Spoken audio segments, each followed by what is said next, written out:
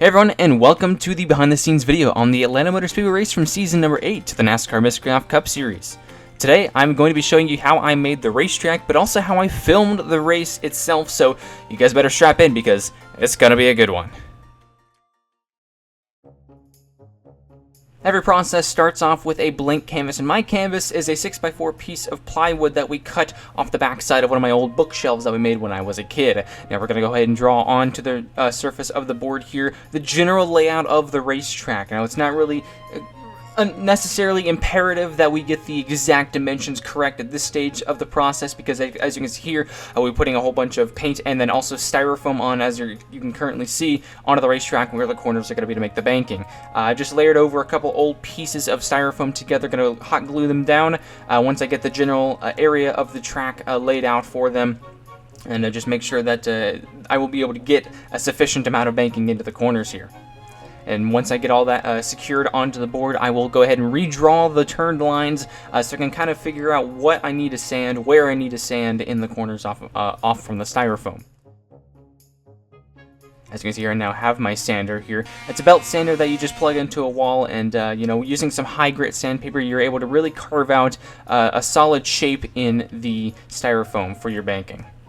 And once you get all that carved out, I like to use some sheetrock mud that I'd used for my walls of my house on a racetrack for die-cast race cars. Now, you'll lather on multiple layers onto the racetrack here, let it dry for a little while, then put another layer on and thin it out.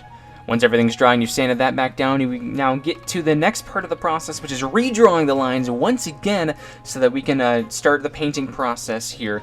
Just some preliminary painting and all this stuff, so kind of just getting the basic outline of all the shapes, the legend car oval, the front straightaway, where the lines are for the racetrack and where the walls are going to go. Once again, it's not the most imperative right now that these lines are perfect, even though I mess up multiple times, and it's whatever.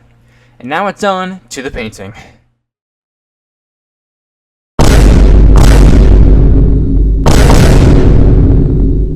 Now, the Atlanta Motor Speedway was repaved in 2022, so we're going to have to make a brand new pavement-looking mixture of paint. So we use a lot more black in the mixture of black and gray to get the asphalt down. On the infield, I'm just going to use mostly gray and a little bit of black just to be able to kind of get a dirtier kind of look to the infield part of the racetrack.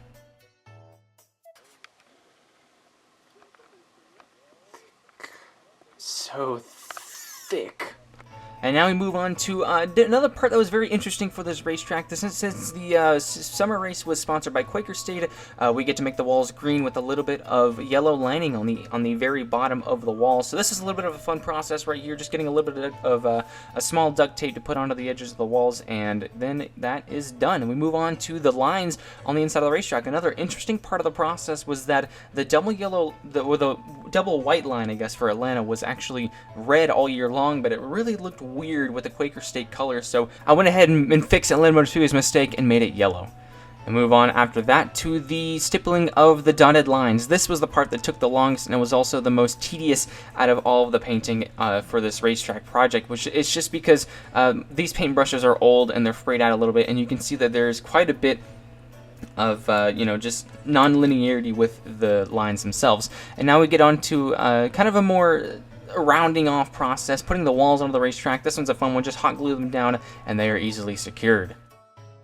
We'll finish up some of the painting here on the front straightaway with the pit lane. You can see there's a little bit lighter color of asphalt towards the entrance of pit road. That is because of the drag strip that Atlanta has, or the drag racing that Atlanta has over the summer for Friday Night Drag. And then we move on now to hot gluing down the grass part of the racetrack in both the front straightaway and also in the corners. I just use a roll of grass model, whatever you want to call it, and I just hot glue that down to the racetrack after I cut it into shape.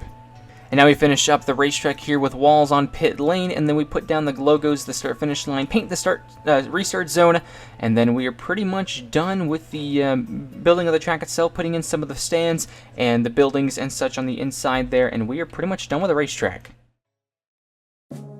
Now we move on to the longest part of the video making process. We start here with the stop motion, starting off right from the beginning, getting the cars off the pit road, and yeah, so this is really the part that takes the longest. I mean, for this racetrack in particular, it was about an hour and a half per each lap. And yeah, you could really tell just by how long it takes for me just to get those cars off a pit lane that this one definitely took a while. The racetrack itself was pretty fun to film on. The transitions to the bankings I will have to go back and touch up because they were a little bit jarring. I don't know if you could notice that in the video, but yeah, they were rolling the cars down a lot, so it was really hard to kind of get off corner shots of the race cars and not have them slide and look just funky. Alright, it's time to film the big one in Atlanta, so let's see how this goes.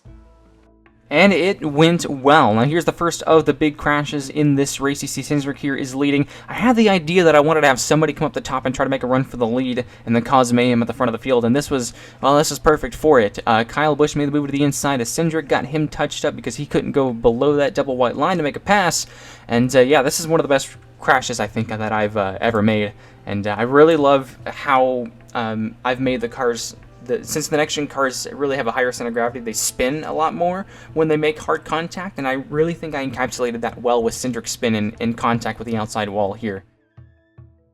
You can see I use some old torn-up pillows and some cotton balls and stuff just to make the smoke of the race cars. Then I cut up some of the plastic that the NASCAR Authentics actually come in and make those supports so that they're not necessarily completely visible. You can see some of the reflections occasionally from the plastic that's holding up the cars, but it's a lot better than putting, say, a Lego piece or a stick of wood or something like that underneath to prop the car up.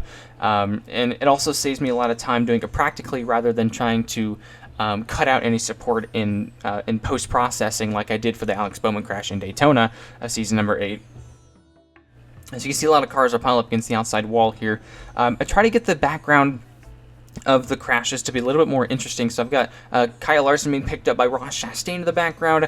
So I just want the viewer to be able to dissect the crashes a little bit more and see, oh, this happened as well as the big flip that happened for Brad Keselowski.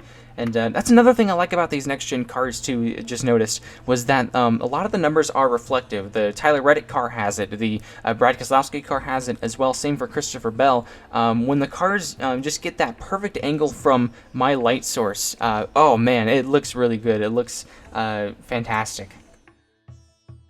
And so we get down to the end of this crash here, and now I get to kind of see kind of two different angles of how the process works. You see the part of the camera, you also see the racetrack itself, so you can see I slightly move the camera and kind of have a pinpoint on the race cars in the video where you know, I want to anchor that part of the picture and frame the cars. And you can see I kind of have a little white box that I anchor on certain parts of the car that I want to be focused, and then I'll then focus the actual image based off of that as well when it comes down to actually taking the picture.